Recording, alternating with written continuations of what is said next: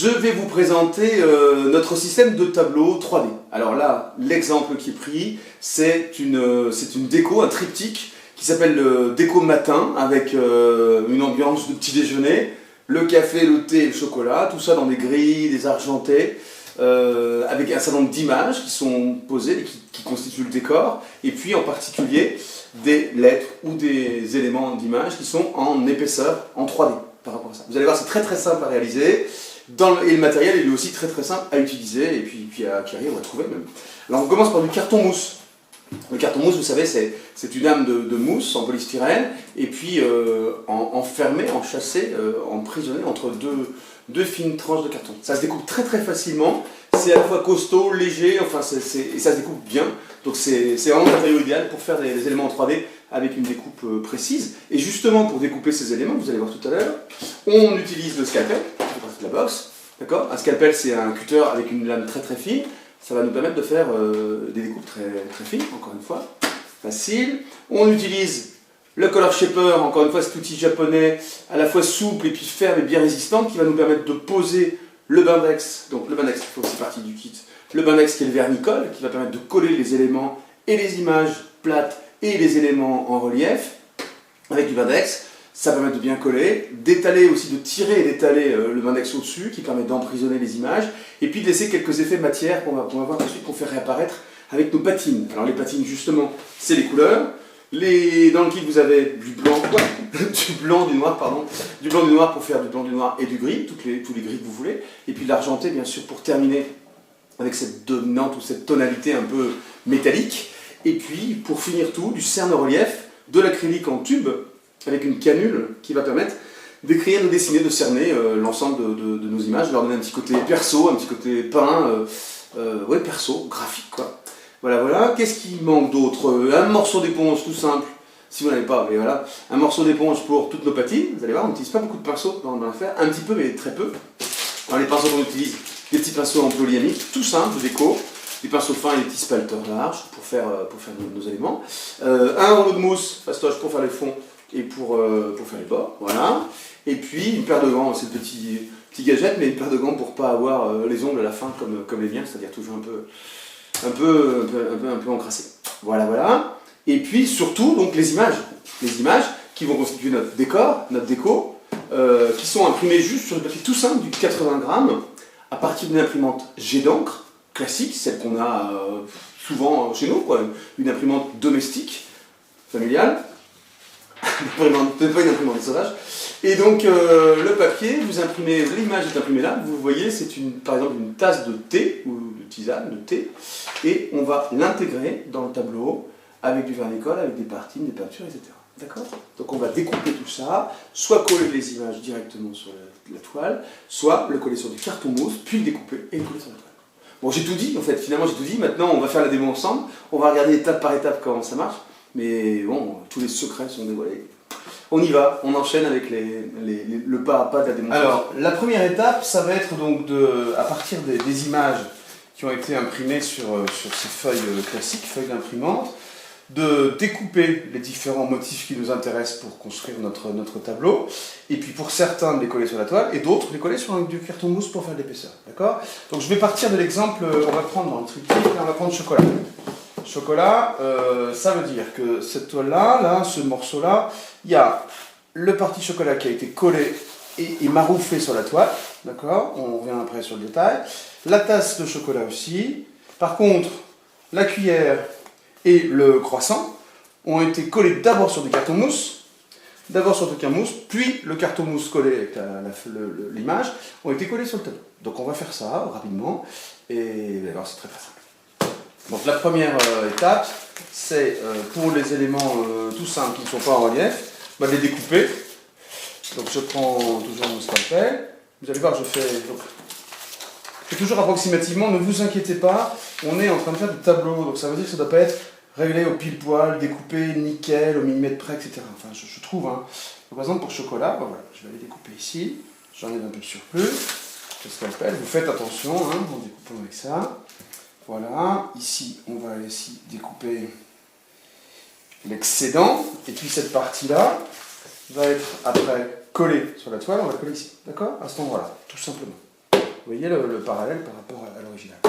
Deuxième étape, la cuillère. Alors la cuillère, elle, on va de la même manière la découper, mais on va la coller sur du carton mousse. Hein, on a dit qu'on voulait ça, on fait ça. Donc je prends un morceau de carton mousse et je vais aller le coller directement. Voilà, pour économiser entre guillemets toute cette matière, je vais enlever l'excédent parce que de toute façon, je vais venir redécouper ensuite ma cuillère. Alors, je garde le mot T parce que le mot T va être réutilisé dans un autre morceau. D'accord? Donc, on va partir après avec du Bindex, tout simplement. On va, hop, poser généreusement du Bindex et surtout au shaper, niveler tout ça. Voilà, voilà. Je n'aurais pas dû laisser ma table de découpe, que je nettoierai tout à l'heure. Faites ce que je dis, mais ne faites pas ce que je fais. Voilà. Là, je travaille souvent sur du carton gris. Vous voyez, je mets une plaque de carton gris pour protéger mes tables, qu'au bout d'un moment, je jette ou je réutilise. C'est pas très très cher et c'est surtout très... Ça libère en fait un peu parce que justement, ça permet d'être un peu sale sans trop d'impact. Bon, je pense que là, ça devrait suffire. Donc, vous soyez généreux, mais uniforme. Essayez de ne pas avoir trop de dénivelé dans la pose de tout. Et après, hop, vous voyez, rapidement, je vais poser mon impression, mon image, je la pose là-dessus. Je ne veille pas, voilà, je vérifie que toute la partie imprimée est imprimée. Il va y avoir quelques bulles, ne vous inquiétez pas, on récupère tout ça avec de la peinture et des patines derrière. D'accord? Vous pouvez faire plus proprement que moi, ça c'est sûr, c'est pas difficile, mais je vais vous montrer le principe. Voilà, ça c'est collé, et on va voir comment on assemble. Dernière chose aussi, par contre, dans cette étape de collage, je vais coller le chocolat, mais c'est encore plus simple. Hein. Hop. Du Bindex. Du Bindex, c'est un peu la potion magique des loisirs artistiques et des techniques mixtes, hein, le Bindex. Sans Bindex ou sans binder acrylique, sans ce liant là, un peu magique. En fait, certainement un truc. Hop. Je colle c'est pas une plaque de chocolat, mais ma plaque chocolat. Voilà, tout simplement. J'insiste pas trop parce qu'en fait, très vite, ça s'humidifie. Voilà, on va laisser ça tranquille sécher, d'accord? Les petites boursouflures, encore une fois, ne vous inquiétez pas, on travaillera avec et on les exploitera. Voilà pour cette première. Étape suivante, donc une fois que les images collées sur le carton mousse sont séchées, ça va être de les découper au scalpel. Alors là, pour voir si vous suivez, j'ai pas pris le chocolat, la cuillère, qui sont en train de sécher, mais j'ai pris une théière qui fait toujours partie du triptyque, et donc il y a eu le temps de sécher. Voilà. Et donc au scalpel, vous allez aller découper tout simplement la forme de votre théière, enfin la théière, autour de l'image. Voilà, c'est vraiment simple. La seule précaution à prendre, c'est faites attention, faites gaffe, c'est quand même super coupant.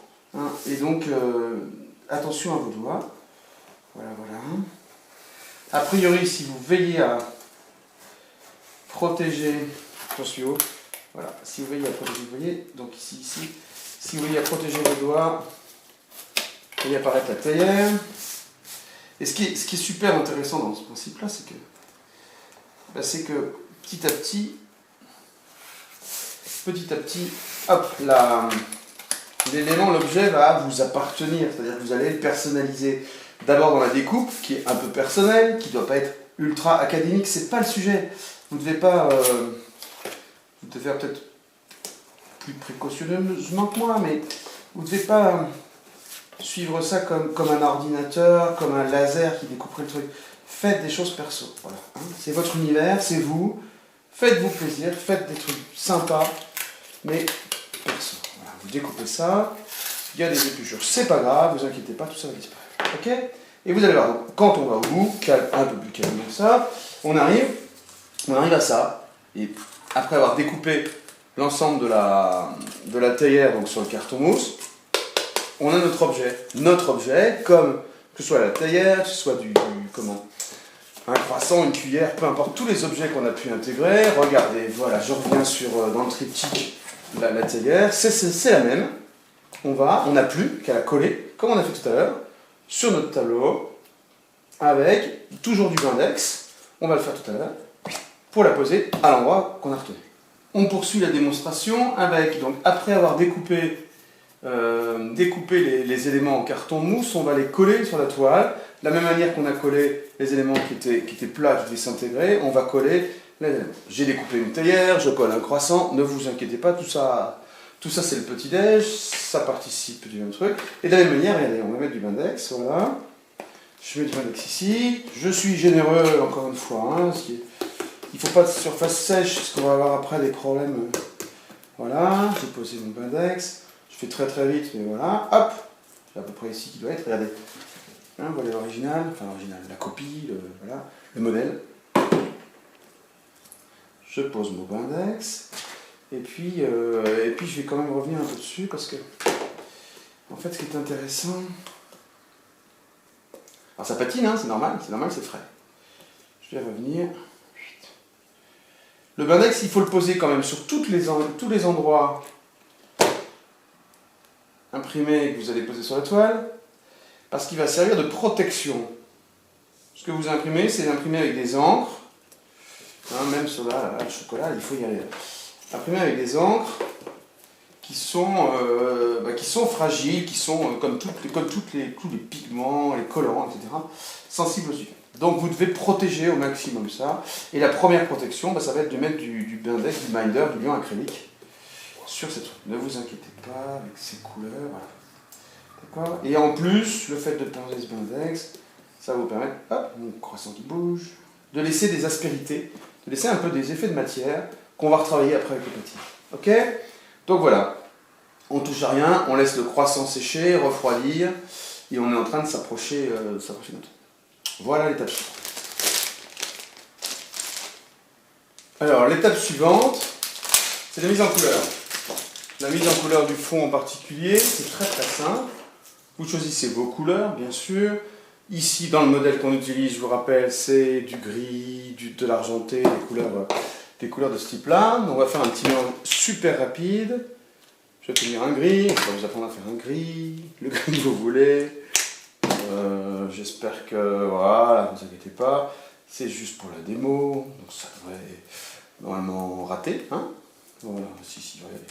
Hop, hop, voilà, un peu foncé peut-être. Hop. Voilà. J'ai pris mon spalter en polyamide, et on va aller, tout simplement...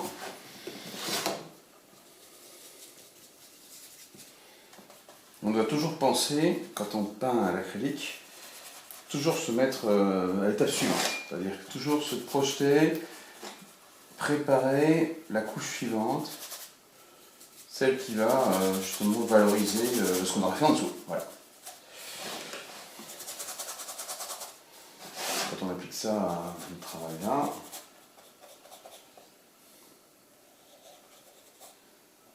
on doit se dire que c'est un peu sombre, et on a justement tout le travail avec la peinture métallisée pour donner de l'éclat. Voilà. Mais on doit avoir cette couche plus sombre pour avoir tous ces effets qui vont arriver plus tard. Vous allez voir. Hop.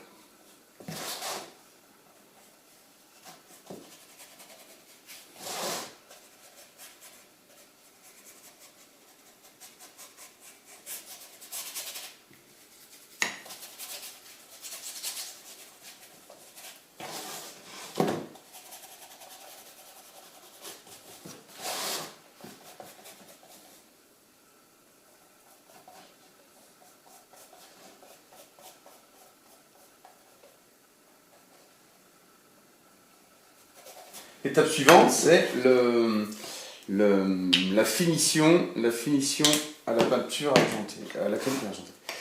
Et vous allez voir que... Non, j'avais oublié, voilà. On va maroufler l'ensemble et on va faire apparaître voilà, tous les reliefs et valoriser tout le travail qui a été fait au-dessus, en dessous. Et c'est ça le grand intérêt, justement. Voilà, vous voyez. Et hop, tout de suite, il y a du volume qui se crée. Hop, voilà.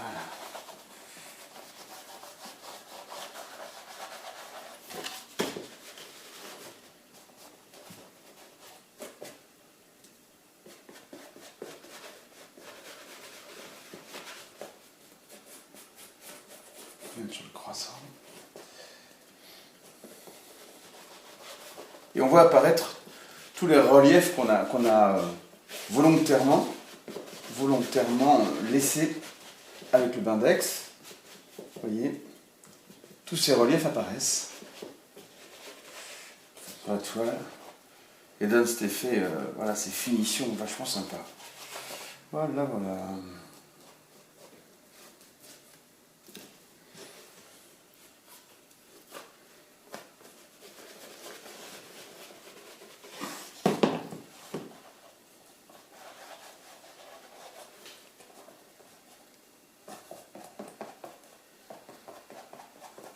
Il y a l'acrylique, effectivement, à chaque fois.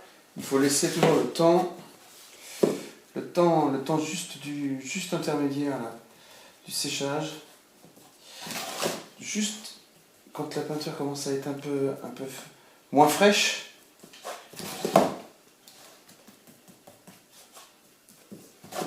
Et là, on va faire des choses intéressantes.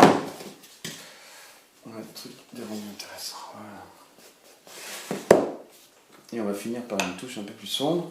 Parce que pour fermer un tableau, toujours, voilà. On termine par une touche.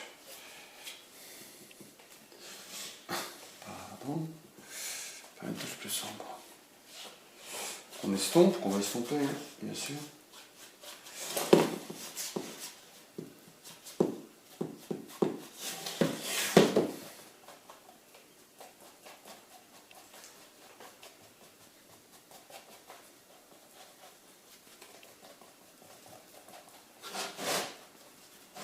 Tout ce qui s'estompe.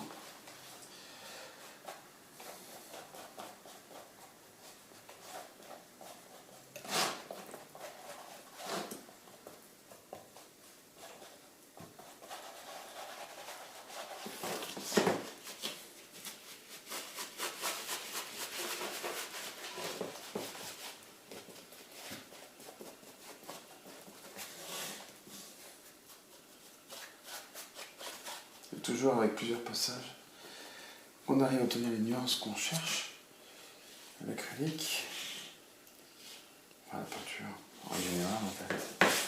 Voilà. Voilà.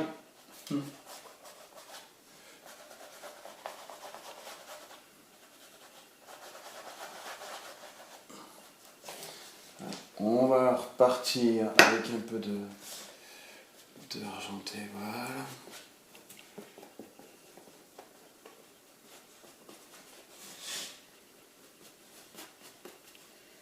On va lier un peu tout ça. Et on est au bout.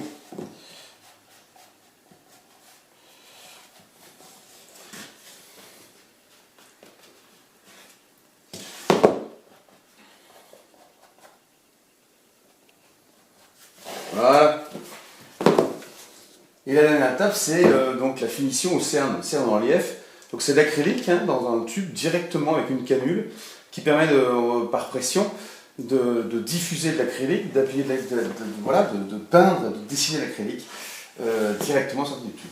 Et donc ça va nous permettre de faire des reliefs et de dessiner tout ce qu'on avait laissé un peu de côté. Voilà, vous voyez, de cerner, de faire sur le...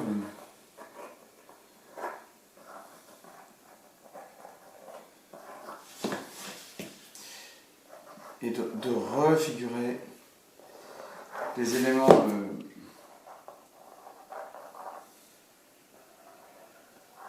et ça donne un aspect assez graphique assez intéressant à l'ensemble. Voilà, voilà. Ça permet aussi de signer, d'écrire. Vous pouvez écrire quelque chose. Par exemple, bonne journée, je ne sais pas, bonne journée, et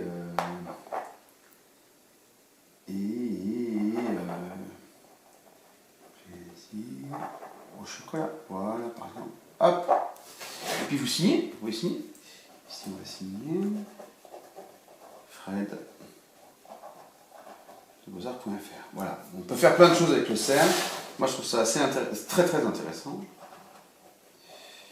Vous voyez, ça nous permet de suivre un peu les infructuosités. Hop.